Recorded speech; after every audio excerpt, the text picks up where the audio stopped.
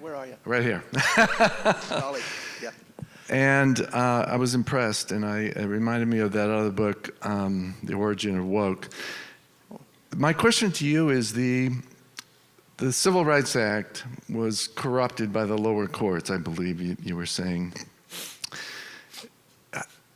I'm wondering if the lower courts were composed of people that were ideologically woke, indoctrinated.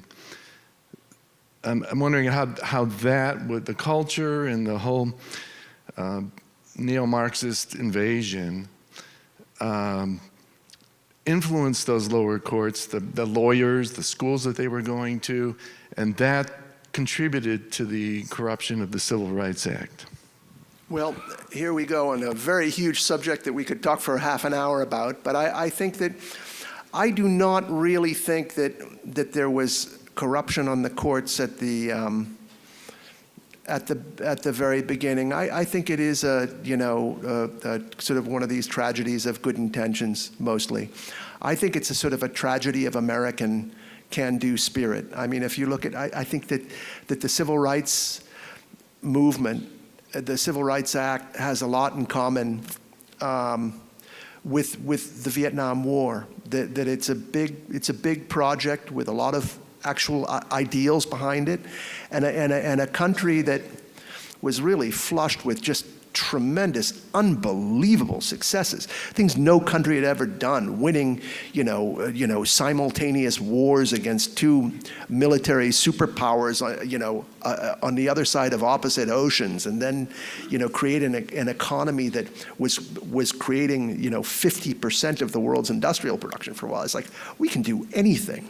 And I think that we thought that some of these difficult, moral questions could be solved as easily as some of these, not that the material questions were easy, but we felt that they were within our grasp in the way that the material questions were, and that we could not only spread our idea of democracy in Southeast Asia, but we could also, fix this American race problem on which, some of the smartest and most sensitive Americans had sort of broken themselves over 300 or 400 years.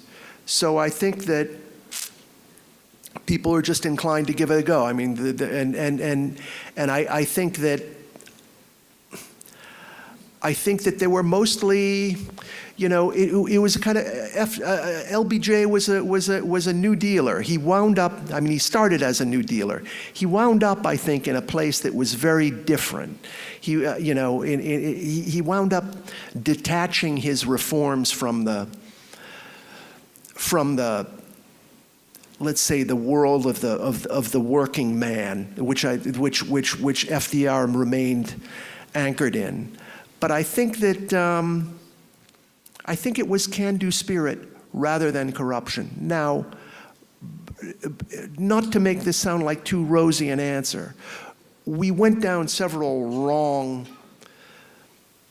trails. The problem was that, the Civil Rights Act of 1964 was an attempt to, do justice to the 14th Amendment. But a lot of what we did in civil